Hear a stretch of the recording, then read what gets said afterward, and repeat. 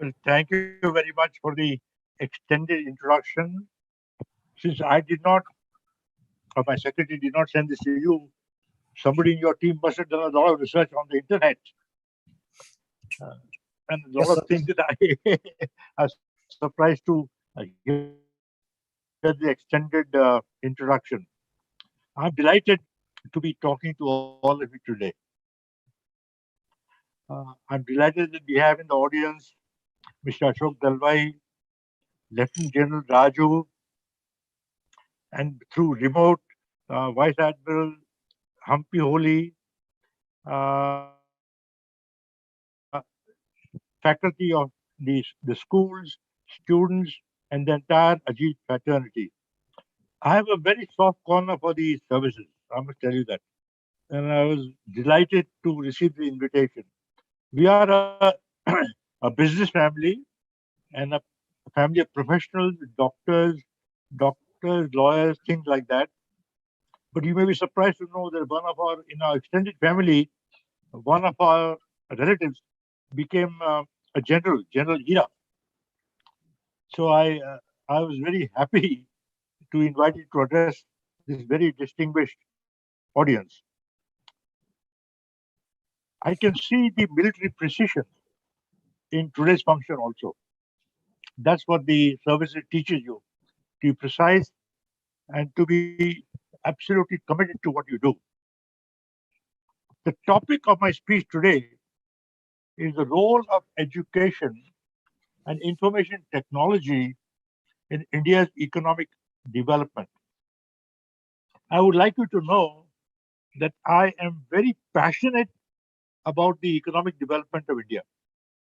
And I came back to India with that particular objective that somehow I'll make a contribution to India's economic development, which is now finally, I think, taking shape. I'd like to point out to you that India has had a glorious past that we all should be very justly proud of. A recent survey by UNICEF, UNICEF, yes, uh, showed that there were 46 ancient civilizations, and the only ancient living civilization today that is still there is the Indian civilization. So we live in a country that we should be extremely proud of, and I'm sure this country will more than prove itself in the days to come. I would like to start off by painting a very broad picture of the Indian economy. Some of you may be surprised to know that India was perhaps the largest economy in the world in 1780, where India had 24% of the world GDP, which is where the United States of America is today. The US has about 24% of the world GDP, and we had about 24% in 1780. Unfortunately, for the last thousand odd years, we've had a variety of problems which we can be talk about. Muslim invaders initially looted India, starting from Muhammad Ghazni in 1101, Muhammad Ghori in 1175. But most of the later day invaders, such as Tipu Sultan and others, settled in India, and they did not take away its wealth. The Mughals also settled and lived in India starting from 1526. India's economic decline from the 24% of the world GDP that it enjoyed to below 3% really started with the British rule starting 1780. According to a recent Columbia University study, the British took away about $43 trillion from India during the rule of a little about 200 years. And consequently, the share of world GDP of India reduced from about 24% to below 3% between 1780 and 1947. As most of you know, the world GDP in the current year, is current year 2022, is forecast for the first time to be in excess of $100 trillion. And India's share of this economy is expected to be between 3.3 and 3.5 trillion dollars, which is 3.2 or 3.3% of the world GDP. This is despite the fact that 1 out of 5 citizens of planet Earth is an Indian. So if we have 20% of the world population, even if we are the average, we should have 20% of the world GDP. So I think we have a long, long way to go ahead of us, and we have a huge challenge going ahead. But I can see in our distinguished audience, people like Lieutenant General Raju and all of the other wonderful people that are there in this audience, that you're all more than up to the task. And I have no doubt whatsoever that we will travel the road and once back get back to the glory that we deserve through the hard work and the intelligent population that we have. The good news is that in 21-22, the last financial year, our economy grew by 8.7%.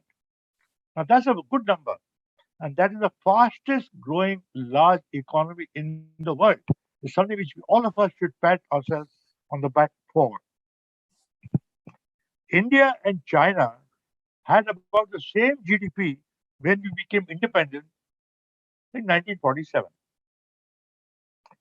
Today, GDP of India, as again all of you know, is around $16.7 trillion, which is 5 times that of India. They've done a wonderful job, and we have a long way ahead of us. We will catch up. We will even exceed that, thanks to the wonderful people that we have, including members of this audience. Forget China. Even if you look at the other developing economies, we have not done very well. India's per capita income today is about $2,500 per year.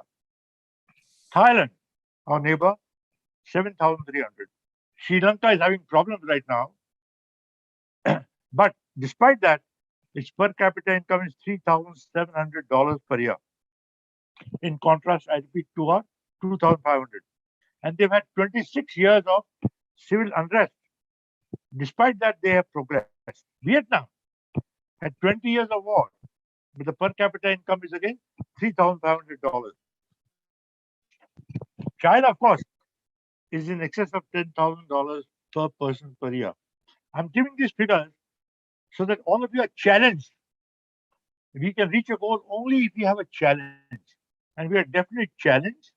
We have the ability, we have the capability, we have the talent in the country, we have all the natural resources. So I have no doubt whatsoever that we will get to the goal set by our Prime Minister to get to the very top. I'd like to tell you that the government of any country has the sacred, I use the word sacred objective, of improving the welfare of its citizens by increasing the per capita income. Of course, they have the responsibility of defense. I'm talking to defense people today. Education, welfare, law and order, a whole list of things that they have to do. But on top of the heap, number one priority should be the economic welfare of its citizens. Therefore, I think the government, and this government, I think, is doing that right now, has the sacred responsibility of raising the per capita income of one and all, right from the top to the very bottom. I don't want to be critical about the well-meaning leaders, but quite clearly, they have not done well on the economic front. And there are lessons to be learned from our past mistakes. I repeatedly tell my children, and whenever I speak, that the biggest teacher, the greatest teacher, is history. It teaches so many things over thousands of years. What are the mistakes? Can we look at history and write down what are the mistakes that we made and why could we not develop at the speed of so many other developing countries? As all of you know, we always seek professional advice. When we are sick, we go to a doctor. You have a legal problem, we go to a lawyer. When we are fighting a war, we talk to a general. Illustration is Field Marshal Sam Manekshaw. I think we won the Bangladesh war despite all the odds, thanks to Sam Manekshaw and the leadership that he provided, where we won the war hands down. Now, when you come to economic development, similarly, we need a professional. Economic development is too serious a business to leave to the politicians. Unfortunately, our initial government relied on a statistician, to my great surprise, Mr. Professor Malanobis, who was director of the ISI. The ISI is a great institution in Calcutta, one of the most respected institutes of statistics. But he was not an economist. So he tried to implement the Leontief matrix when he was there, and the results were disastrous. And as a consequence of that, the Indian economy grew below 3% from 1947 to 1981. We had thought, we had imagined that now that we have become independent, we would grow automatically. It's not automatic. Economic growth is a result of planning, of positive action in the right manner. And you can see the contrast. At its peak, China grew 1 year at 14%. I repeat, 14%. Look at others. Look at Japan. Look at Germany. They were devastated in the war. But despite the fact that they were devastated, if you look at it today, Germany and Japan are on top. One is the third largest economy, and the fourth, and the other one is the fourth largest economy in the world. Now, I think we're on the right track. I reiterate that last year we grew faster than every other economy, large economy. And there's no reason why we cannot get back to the position that we rightly deserve. What is the other mistake we made? We did not initiate policies which would accelerate exports. We did not give impetus to our export zones. Finally, fortunately, our exports in April 22, 1 month, April 22, are estimated at $68 billion, which will result in export of about $800 billion in this year. That's a remarkable change. And this will give an economic impetus to our growth. It will happen. And if you see all high growth economies, they all have high exports. Example, Germany. Example, Japan. Example, Taiwan. Example, South Korea. Example, China. They have all relied on exports for their economic growth. So we need to look at exports as something which serves our purpose and will make us grow very rapidly. It also makes us compete against the best. And as you know more than I do, when you compete against the best, it brings out the best in you. So we need to push export as hard as we can. Now, all of us know that Indians save more than most other nations. Even the beggar in India saves money. The poorest of the poor saves money. But that is our national ethos. And savings always accelerate growth. Because when you have savings, you invest them into capital goods, which generate income and wealth and raise the entire economy of the country.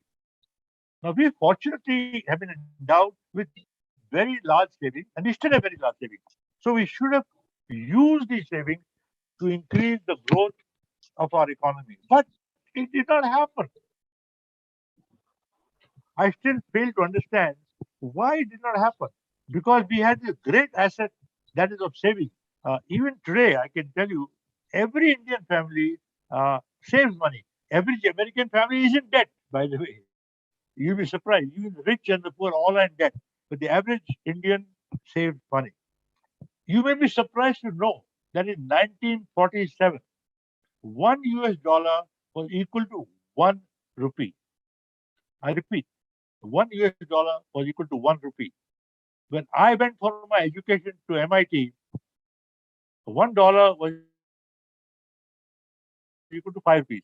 Today, $1 is more than 77 rupees. So you can see the value of our currency has reduced dramatically because we have not really managed our economy the way we should have. We also laid a lot of stress on public sector. Now, public sector is very important in many ways and for many things, but the public sector cannot drive the entire economy. And that was a fatal error. And this can be seen from the economic development of West Germany versus East Germany. East Germany followed one model, West Germany followed another model. North Korea versus South Korea, example. So you can see that the government should restrict itself to things of national importance like defense, and there are many other things that they should do, but it should leave business, general business, to the public at large. Another good example is Air India. Air India was a wonderful airline. In fact, some of you may be surprised to know that Singapore Airlines, when it started, purchased know-how from Air India. So Air India was deputed to help them start Singapore Airlines, which is now one of the best airlines in the world. And all of us know what happened to Air India. Finally, it has gone back in the hand of Tata. It was Tata Airlines earlier. It has gone back to the hand of Tata. And I'm certain that we will review it 2 or 3 years from now. It'll again be a wonderful airline. So I think the public sector should be there, but should be restricted to some few selected sectors where the national interests are involved. Another mistake we made was that we discredited businessmen. We call them crony capitalism. It became a popular word. Some of our politicians still use that word. But we do not realize the fact that job creation, production creation are both in the hands of businessmen. It's very important to be able to, in fact, encourage them. And the sole businessman who has received the Bharat Ratna, we have given over 50 Bharat Ratnas, but only one businessman has received the Bharat Ratna, which is J.R.D. Tata, my boss. I'm very fortunate to work for him, but he is the sole man who was thought fit enough to receive this. I'm talking history now. Our taxation reached confiscation levels. Where if wealth tax was included, some citizens had to pay more taxes than their income. Now, if you have to pay more taxes than income, why would you earn income? And why would you produce? When I came back to India in 1963, I was shocked to know that there was ceiling of salary, including my chairman, J.R.D. Tata. Nobody could earn more than 5 lakhs of rupees. Now, these are disastrous policies that resulted in the decline of India. Consequently, because of this high taxation, corruption started. Now, according to Bimal Jalan was the governor of the Reserve Bank of India, and his sister is, by the way, married into my family. He, in his book, he's become a good author now. In his book, he says that India has paid the price of 2% growth. Our growth would have been 2% more than what it was, and the reason is corruption. So corruption is something which we should hit with a sledgehammer. Our economy suffers very vastly if we continue to have corruption in our midst. It drains our blood. It's a huge problem. What is the other problem? There is no tax on agriculture. You may earn 1 crore, you may earn 10 crores. You pay zero tax. Now, that does not make sense to me. And it creates illegitimate income, as some of us know, in the wrong hands. So I think we need to correct this as quickly as possible. If a farmer earns 10 crores of rupees, why should he not pay tax? Makes no sense whatsoever. Consequently, the tax collection of the government is one of the lowest in the world. You may be surprised to know this. We collect about 1/6 of our GDP in taxes. In Scandinavia, Sweden, Norway, that part of the world, taxation collection is about 50%. 50% of the GDP is collecting taxes. And as a consequence of that, there's free education, there's free health, there are better roads, there's better defense. So taxation is not imposition on the population. Taxation wisely used by the government is of great benefit to once and all. And our taxation is low for many, many reasons, one of which is agriculture. But there are many other reasons which we can talk to in a different forum. Despite all of this, India will collect about $500 billion in taxes this year, thanks to several path-breaking initiatives, including the GST. The GST now collects about 1.5 lakh crores every month. So I think a wonderful job that the government has done, and I'm sure they'll continue to put in such policies which will raise the taxation of the government without imposing on its citizens. I think our economy is now in good shape. And let me give you some statistics to prove this fact. I reiterate that our growth last year was 8.7%. It is quite remarkable. But there are many other statistics. The size of our economy is now number 6 in the world. As you know, the largest USA, then come China, then Japan, Germany, and the two which are almost like India, France, UK, and then India. And we will overtake France and UK within the next 2 or 3 years. I'm sure. So we will become ranked number 4 in the world. Remarkable job. Our share in the global GDP when we became independent was 2.6%. It now go to 3.2, 3.3%. Our share in global trade is increasing leap by leaps and bounds. It increased from 2% to 2.2% in the last 2 years. On auto production, in the old days we had 2 cars, the Fiat and the as you know the Ambassador. We are the 4th largest producer of and consumers of cars in the world. Steel production. Steel is synonymous with industry. We are now number 2 in the world. I repeat, China number 1, India number 2. Remarkable job. Mobile phones. All of us know what a mobile phone is. Our rank was 12. We are on number 2 in the world. So look at the progress that has taken place over the past 10 odd years. The number of unicorns, which was talked about by some of my speakers earlier, we now last year had 93 unicorns. A unicorn is a company that has a market cap of more than 1 billion, with 7,500 crores. So now our young people with ideas are creating these kinds of companies, and the strength of the economy lies not in 2 or 3 big people. It lies in the number of large MSME sector.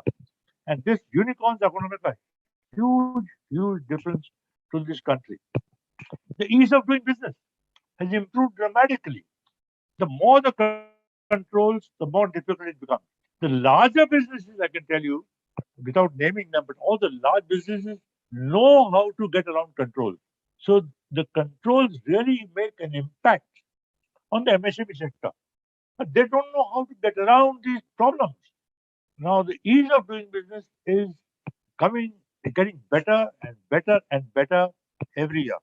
So I have no doubt whatsoever, with the unicorns coming in, with the ease of business getting into place, India will become a developed economy very quickly. So I am very bullish about the Indian economy. Sometimes I regretted the fact that I came back to India 1963, but I was a patriot. Everybody in the audience is a patriot. I know that. Every one of you is a patriot. And I likewise came back because I wanted to do something for my country. I could have standing number 1 in the class at MIT. I could have had any job that I wanted. But I said, no, I'll come back to this country and I'll make my contribution to making it once great again and standing on the top of the ladder. And I was very disheartened, but now again, I am very optimistic that we are on the right path. Let me now speak briefly about education. I think education is very important. The quality of education, the type of education is very important when it comes to economic development. There is a very strong correlation between education and the country's economy. If you analyze the education and the per capita income by country, you will find a very strong correlation between the two. I would therefore like to take this opportunity to compliment Sainik for the wonderful job that you're doing in educating the future of our country. And I'll speak to you briefly about that, but maybe I can say that I believe you have 30 some odd schools right now, Sainik schools, and you're planning another 100. I would like to encourage you to talk in terms of thousands. How did you 1,000 or 2,000 or 5,000 sending schools? I think it can make a dramatic difference. And we can talk separately about how this can be done. And it should be done. Now, I must point out to you, it is not a coincidence that India was one of the most developed nations just 250 years ago. We had a very strong education system. Two of the oldest universities in the world, Takshila and Nalanda, which has students from all over the world, not only from India, from all over the world studying there, were in India. And that was the basis. Even the Kautilya or Chanakya was a professor at Takshila, as many of you know. So education was the foundation for the country. Now, all of us have read the Ramayana, I'm sure. Lord Ram and his brothers always went to the ashram of Guru Vasisht to study. So that is the importance that we laid on education 5,000 years ago. So education is key to the progress of any nation.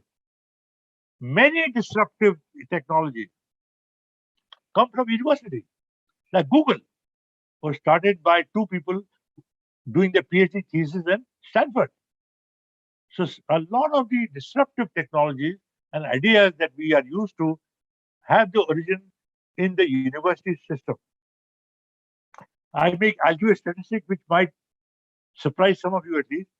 25% of US GDP, 25% of US GDP comes from enterprises founded by alumni of MIT and Stanford. Think about it. I repeat, 25% of the GDP of the United States of America comes from companies or enterprises started by the alumni of these two universities. That is the importance of a good education system. India has created world-class institutions now with IITs, the IIMs. So on the one hand, we are very proud of the fact that we have created these great institutions. But simultaneously, I'm very sorry that 20% of our citizens are still illiterate. So what a dichotomy. On the one hand, we have the IITs and the IIM, and on the other hand, we have 20% of our citizens who still don't know how to read and write. So we should somehow be able to correct that. To give you some statistics, we have 1,043 universities today, the largest in the world, by the way, more than USA and China. And there are 3.85 lakh or 38.5 million students enrolled in them. We have 43,343 colleges and 11,779 standalone institutions. I am very proud of the fact that 49% of our students in the universities are women. It is a great, remarkable achievement. And 42% of faculty are also women. And women are one of the greatest unutilized resources of the world. So I think this is a very good sign for India that we are going to use education as a base to leapfrog into the developed world. I happen to be a member of the advisory board of Bombay University. This university has 8.5 lakh students and about 850 colleges. Together with two others, Mr. Ratan Tata and Mr. Anil Kakorkar, who was the chairman of the Atomic Energy Commission. And we are attempting very hard. We're trying to put in policies to improve the education system of our universities. And I'm sure that once the university systems become like the IIT and IIM, and there's no reason why it cannot, you will make a tremendous impact to the country at large.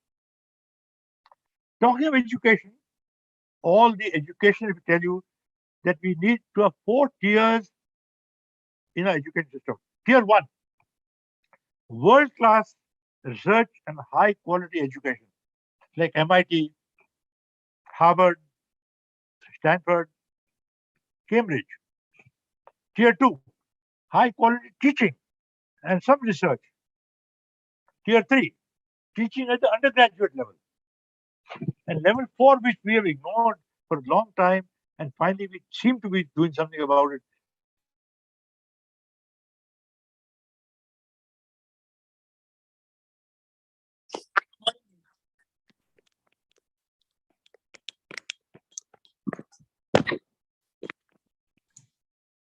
Is there some technical issues? Yes, sir. Looks like from Lalit. Yeah, I think we have just Sir's lost. No internet issues. is. Yeah, we'll try to get him. No issues. Sir had actually sent a message that his geo connection may not be proper. Perhaps he may join again. That's it. So we'll wait for him until the time if somebody, they can put the questions also, the our viewers or the audience.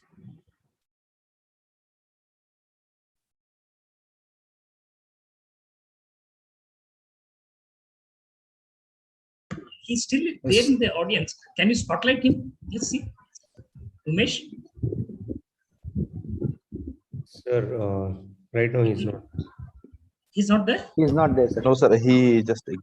Yeah. His video. Okay, let me try and Yeah, so just go ahead and have a word with him. I think.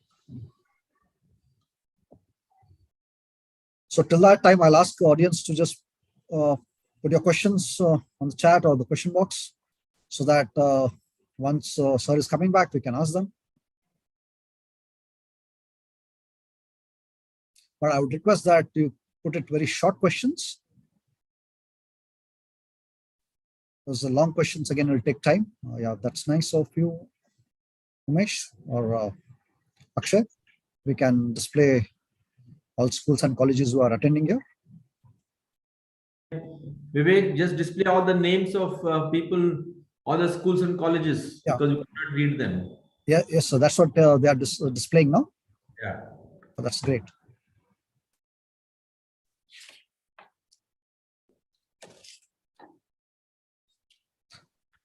I just spoke to sir. He's got a problem with his internet. What he has told is he will try to join through mobile. His general internet is broken down. So he's joining with the mobile. Not an issue, sir. I think till the time, I think we'll just go ahead with this and we'll wait for him. Akshay, you could read out the names too. Yes, sir. Good evening, dear Ajits.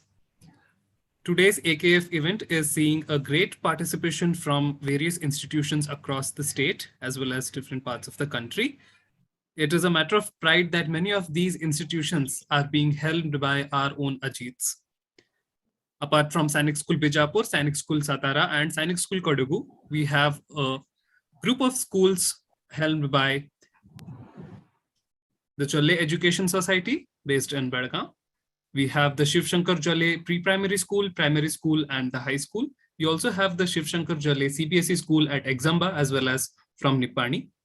We have the Asha Jyoti School for Special Children, and their representatives have joined in.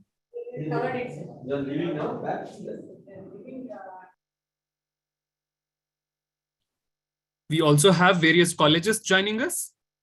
We have the KLE Dr. M.S. Sheshagiri College of Engineering and Technology and their staff. We also have the KLS IMER at Badgami who have joined in. From Bagalkot, we have the Padmavati International School at Rabkavi. And from Davangere, we have the children and staff from Edu Asia School. From Bengaluru, a host of schools and colleges have joined in: the Oxford College, the Arunodaya College, Guru Sai College, and the Aurobindo College. We have the Seshadripuram group of colleges who have come in. We have the ASC Degree College, the NIMS College, the IIFA College. We also have the first grade colleges, the Kuempu, as well as the Kengeri first grade college. We have the government colleges from Magdi Road as well as Vijayanagar. We have the Kempegowda Institute of Management and the Karnataka College of Management, whose principal, staff, and administrative members have joined in. From Hubli Dharwad, we have the IEMS Business School, the Chetan Business School. We have the JSS Degree College as well as the Global Degree College, and staff and students from the NK Chalukya Sahodaya hub of around 40 schools, as well as the KLE Nursing Institute.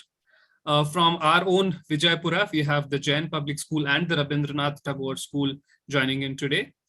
We have students and staff from Maharashtra today, the Claremont International School at Ashta, and from Kolhapur, the Sahodaya hub of schools, as well as the Sanjay Godawat International School.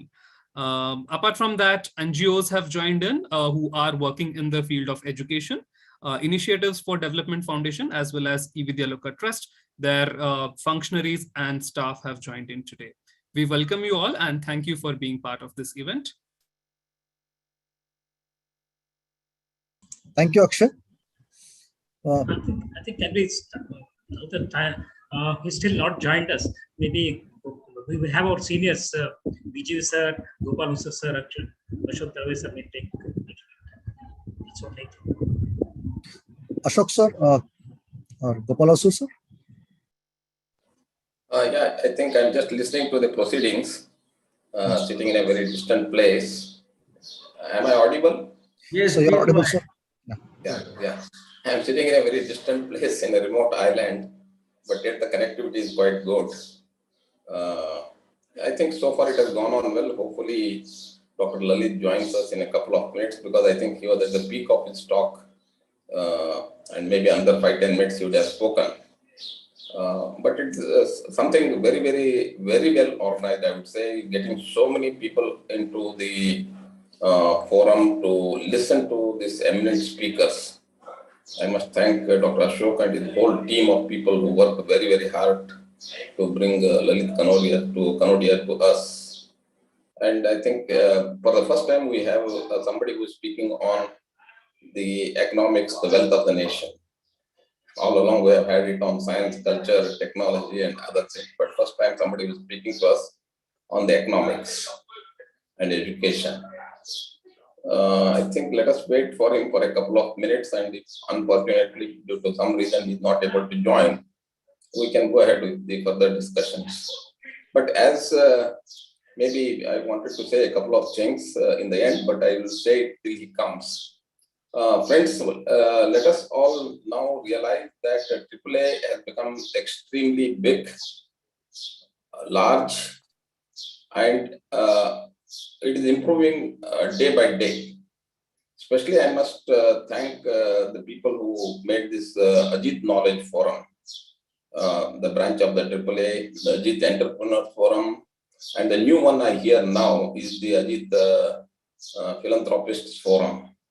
So these are the things that actually are going to help us because these are very well focused forums which are going to engage the alumni for longer time, and they add value to the alumni. And the reputation of our institution, our science school will depend on the reputation of the alumni. Because the students in science school will study for the MBA, pass out, join institutions and all that. But we who have already passed out of the institution, I think it would be our reputation that would actually enhance the reputation of our alumni. Most of the alumni are doing extremely well. And as someone rightly pointed out, one need not be in circulation for that. A lot of people doing a lot of silent work behind the scene. And there are a lot of people who have not been, who have been unfortunate not to take up leadership roles. I would suggest that all of the alumni, all of us, should take up the leadership roles of the society in whatever field we are, wherever we are. Maybe I'm in a village, I take up a leadership role for the improvement of the society around me in whatever small way it is, because we can't live to ourselves. We'll have to live for the people around us. So from that angle, I think I request alumni to get engaged with the society more and more. Take up in whatever field that you choose. Maybe it is in politics, or it may be in industry, it may be in providing education, whatever field it is, that having got the benefit of probably a better quality of education in our childhood, we must, I think this is the time we need to honestly contribute back to the society. So, and let us engage ourselves, let us not bother in what socio-economic status we are. Wherever we are leaders. I think that should be our attitude to our own surroundings. And I request all of you to contribute more. And second thing is, now AAA has got more or less structure. It only needs a formal body, which I'm sure it will be happening within the next couple of weeks. I would request Dr. Ashok Dalwai that in whatever shape we are, we form a body. We can keep on improving upon it. in due course. See, in whatever shape we are, let us form a new body. Let us have the young, old, and the mature and youthful people into the alumni office bearers and move forward. There's no, I would suggest that we should not keep waiting for a very, very structured document to come up. No document would be perfect. So in whatever form it is now, we should go ahead and not look back. And there could be some dissenting voices. I would definitely say to the dissenters, I would like to tell through this forum that whatever dissent you have, you please make it known. There's no point in talking about it behind the back. Bring it to the fore, let it be discussed, let it be sorted out. The intentions of each one of the people now who are active is noble, honest, and good. So I would suggest that, and if you still want to keep dissenting, I'm sure the alumni will go forward, it will progress further, and you'll be forced to join the bandwagon. That caution I'm able to give now.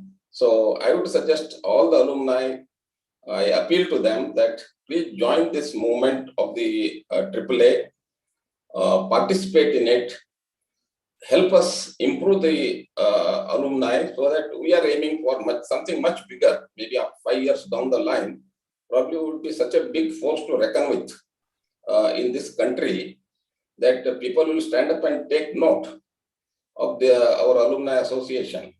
We have already started progressing. The amount of people who are coming and participating, the words that I hear wherever I travel about the Sainik School are so good, and it is so nice to hear people speak good things about the school and about its alumni, and alumni who are doing extremely well wherever they are.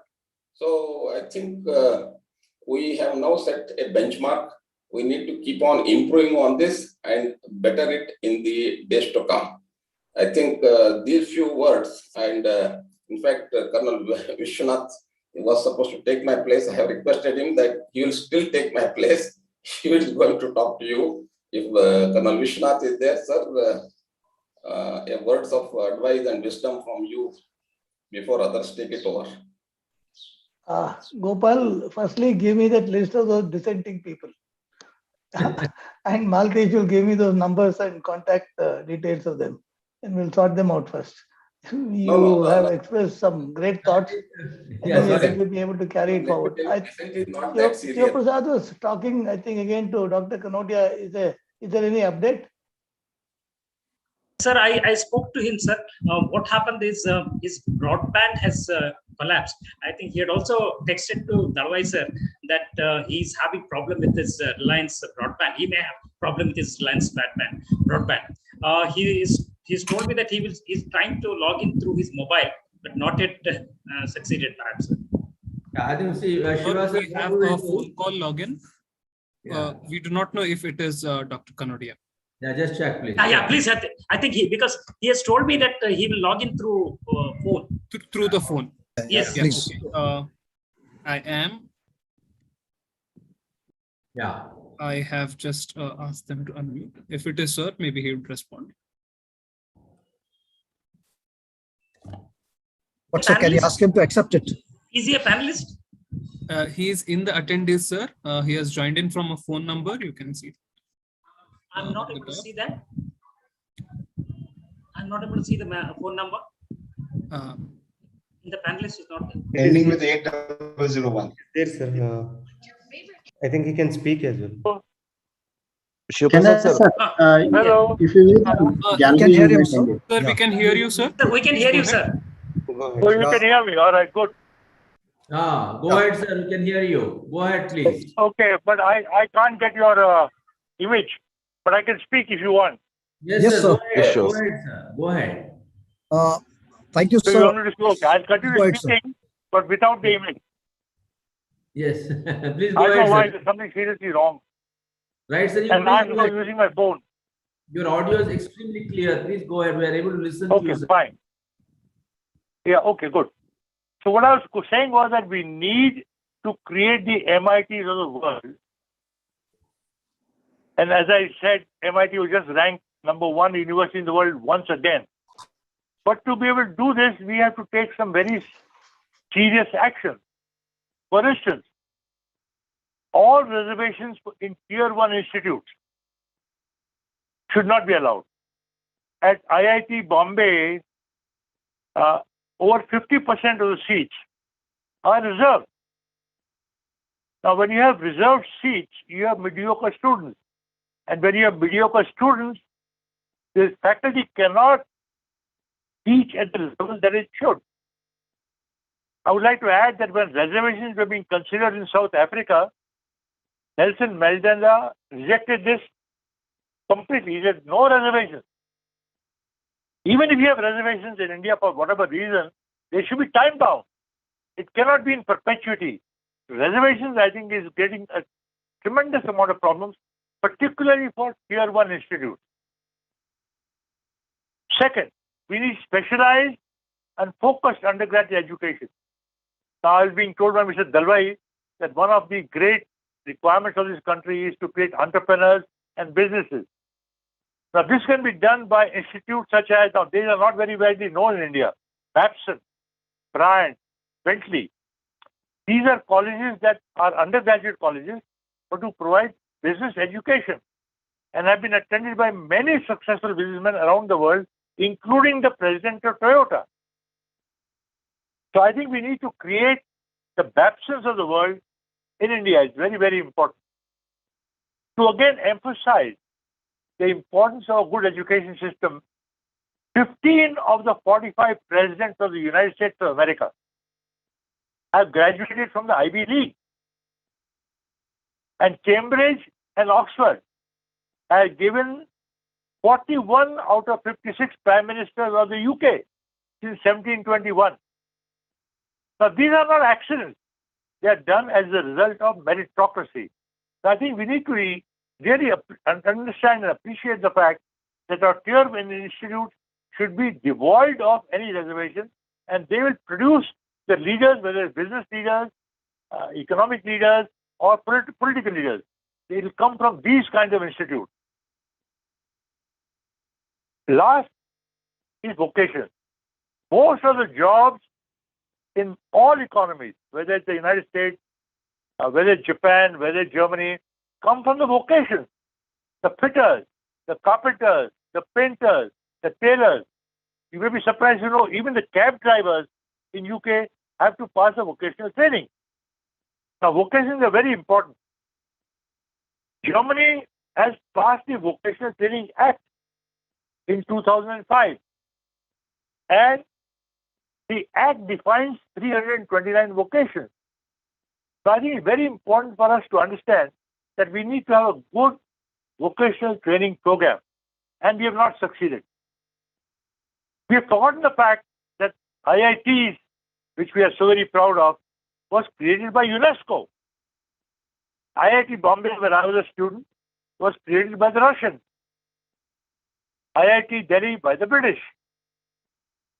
IIT Kanpur by the Americans. And IIT Madras by the Germans. Even the IIMs. IIM Calcutta was created with the help of MIT. IIM Ahmedabad with the help of Harvard.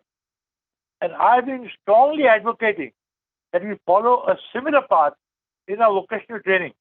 Let us give the task to UNESCO. Let them set up the initial vocational training program. And subsequently, we can do it on our own. Today, to start an IIT or an IIM, we don't need any overseas advice. We have the know-how. But we don't have the know-how to run a good vocational training program. But the advice that I have given to the government has fallen on deaf ears. And I don't know why. And I think vocational training is very important because the unemployment problem in this country can be solved not through the IITs and IIMs, but through vocational training institutes. So they're very, very important for the Indian economy. And I am sure in the years to come, the Indian education and Sainik schools will play a key role in the economic development of India. And I am glad to know with aggressive expansion plans. My humble suggestion to all of you is that we become far more aggressive. You may be surprised to know that there are 6 lakh madrasas in India. I reiterate, 6 lakh madrasas in India. Now, we should have similar numbers when it comes to education, such as the Sainik school. We should certainly be talking in terms of thousands. How do we do that? And there's a way of doing it. I'll be happy to participate on drawing up plans as to how you can accelerate this training schools' presence in India. Because I think they will do a tremendous job when it comes to the nation. Talking of education, it is based on the premise advocated by our Upanishad, which says education leads to knowledge and knowledge leads to wisdom. Sa vidya ya hum yuktaye. So it's very important that education leads to knowledge and wisdom that is so important for any country's development.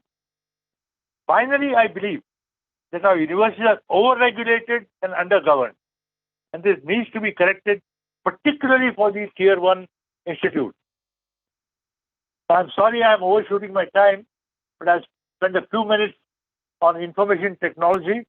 So I think it has made a significant difference to this country. It has put India on the map of the world. Whenever I travel abroad and say I'm from India, most foreigners immediately correlate India with information technology and what we have demonstrated in this field. How did it develop? What happened? What did we do right? Can you hear me? Yes, Can sir. you hear Yes, me, sir. sir? Yes, sir. Yes, sir. Very loud and clear, sir. Okay. Thank you. How did it develop? There were no regulations. You'd be surprised to know that many collectors of customs have come to my office and said, how do I control your export? I said, you cannot. The software exported through telephone lines. There's no way you can stop it. So no regulation. All exports for over 10 years, the profit was exempt from tax. We put in technology park. Umesh, can you move? Resulted in growth of the entire industry. Yes. Hello. Others, please go on mute. Quiet. Yes, sir. You please go ahead, sir. Yeah, okay, I can continue. Then the entire industry is based on meritocracy. See, whether Azim Premji or Shiv Nadar or Narayan Murthy, and everybody is there because of meritocracy and not because of its parentage. It's very important. Finally, the government and the industry played like an orchestra. A good orchestra makes good music. And we played like an orchestra, which is what resulted in the tremendous impact and the progress of IT. And then God stepped in finally. We had the Y2K problem. God is kind to people who try. And the Y2K problem gave a tremendous impetus to this industry. I tell the government that we need to do something similar to other sectors. Example, two-wheelers. We are the largest manufacturer of two-wheelers in the world. Now we can do something similar to what we did for IT. It can really propel two-wheelers. Milk. We're the largest producer of milk in the world. So we can be the supplier of milk powder. We can't produce milk because milk is spoiled, but we can supply milk powder to the rest of the world. So we need to learn from the IT industry as to what can be done to propel our economy forward. IT revenues in 21-22, a year gone by, have been estimated at $250 billion, of which 150 billion are exports and 100 billion the domestic market. And IT is the largest export from India even today. Our Prime Minister, whenever he travels abroad, always talks of IT. So it has done India very proud. Look at it another way. The sector employs only about 60 lakh people, 60 lakh professionals. But on an average, they earn $41,000 per person per year, which if every Indian worker earned this kind of money, our GDP would be higher than that of the United States of America. I repeat. So it has demonstrated that we Indians can earn as much as anybody else, and this can propel our economy. And our exports are likely to touch 350 billion by 2030. We have over 50% market share. We produce more IT graduates than any other country in the world. It's something which we are very proud of. 4 of the largest and best known IT companies in the United States, Microsoft, Google, IBM, and Adobe, are now headed by Indians. And Indians educated in India, by the way. Satya Nadella, Sundar Pichai, Arvind Krishna, Chandra Narayan. So Indians have now gained worldwide recognition when it comes to information technology. Of the 4 Indian companies valued at over 100 billion, 2 are IT, namely TCS and Infosys. The other 2 being HDFC, which is one, and Reliance is the 4th one. But out of 4, 2 are IT, which shows the power that IT has generated for the advantage of India. We should use the laws of competitive advantage to accelerate our economic development for the benefit of every citizen, the rich and the poor alike. We need to do this with a gusto. I must compliment the Sainik School. You are doing such a fantastic job. You are creating sons of the soil for defense, and all of you, I'm sure, are endowed with great patriotism. I think we made a serious mistake when we thought we did not need the services. Our initial government said, why do we need an army? And unfortunately, the teachings of Ashoka made us a passive nation, which enabled invaders to loot India and rule it. This has changed. We are now increasing our military strength. We have built our own aircraft carrier. We make our own submarines. We make the BrahMos missiles. Second to none. Mr. Kakolkar, who's with me on that panel that I talked about, says BrahMos is second to none. He's the best. We make our supersonic fighter plane, the Tejas. We now have the second largest army in the world. And what I'm very, very proud of is the defense services have no reservation. It's setting an example for the entire country. If we can run the defense without reservation, why do we need it in every other sector? So I think we have a great future ahead of us. I am delighted that I am in the presence of such an august gathering.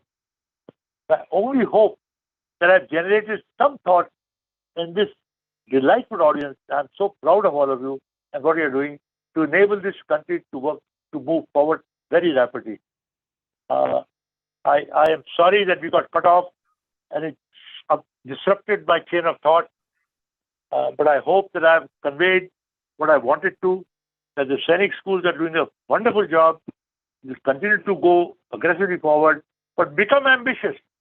Don't talk in terms of tens of 30, 40, 50 schools. Talk in terms of hundreds and thousands. And I think India will be very proud and grateful to the wonderful job that you are doing. Congratulations once again. Great job. And I repeat, thank you for inviting me. I feel deeply honored to address this august gathering. Thank you very much. I'm sorry you got interrupted. I'm helpless. Sir, that's fine, sir, with us. Thanks a lot, sir, for your inspirational and visionary address and the challenge you have given to us, that is per capita income, which was immensely inspired the participants and open up a new window for pursuing their passion.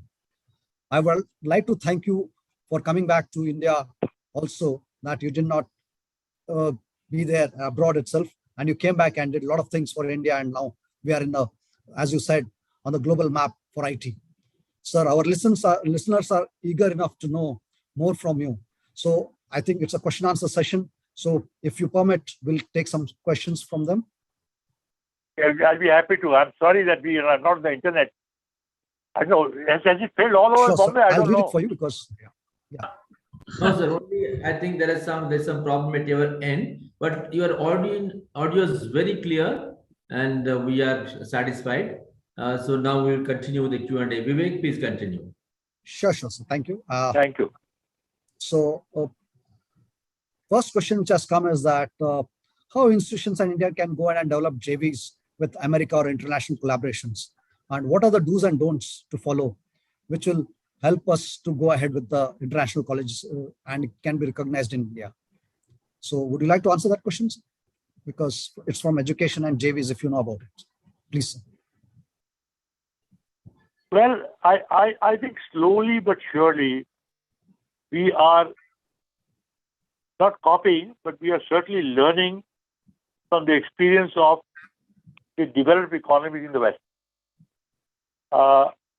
So I think we need to, and as you probably know, a very large number of Indians go to America for education, and they reach the highest places and they come back.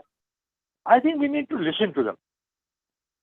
I think we need to not imitate them. We need to adapt what they are doing to the benefit of this country. And I think if we do that, there is no reason why. I can tell you, in most American universities, Indians stand at the top of the class. I've been witness to this all the time. So you have to listen to these people and give them power, give them an opportunity to serve the country. And they're all patriots. There's no reason why they will not do what they should be doing. And we're on the right path. I personally think the last 4 or 5 years, the government has done a great job. And I think it will continue to do that. And if we continue to do that, there's no reason why we cannot be in the situation that we should be.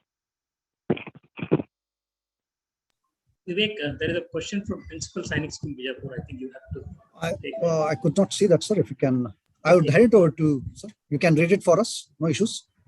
Sir, because all of us are from Sainik School, Bijapur, we respect the question of the Principal Sainik School, Bijapur. The question is, what would be the impact of Russia and Ukraine war on the Indian economy? Well, all wars, in my opinion, are bad. But then we've got to live with the world. We cannot change the world for what it is. There's a positive impact, there's a negative impact. The positive impact is that we are able to import oil, which is a very major source of foreign exchange drain, from Russia at a very reasonable price, and in rubles. And we do have a foreign exchange problem. We do have an energy problem. And that's the positive impact of it. The other thing, I think that the world has now discovered that we have a spine. We don't have to toe what the West is talking all the time. I think our foreign minister, I think, has done a wonderful job by saying that there's more to the world than just the United States and Europe. And he has been saying that. I'm sure all of you must be reading what he says. So that's the positive aspect of it. And the negative aspect is, because all wars are bad finally. So, but what do? I think NATO had become a threat to Russia. They found that to be an excuse, maybe. So it had that negative impact, and will continue to have a negative impact. I really feel very sorry for the Ukrainians, that they are really having a very hard time. Noted, sir. Well understood. I'll go for the next question. What are the key factors that need to be considered for ever-changing technology in IT when ideation is to be done for a startup?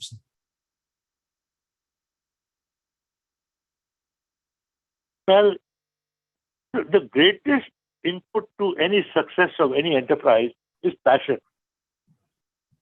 If you read Gerstner, you read Jack Welch's autobiography, they repeatedly use the word passion.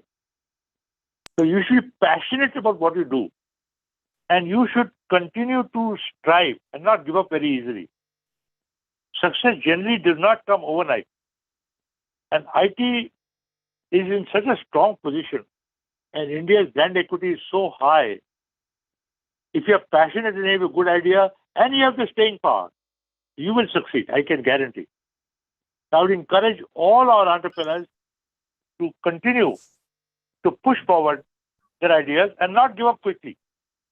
And now, unlike when I was starting my company, there are venture funds available, and they are willing to risk their capital on your idea.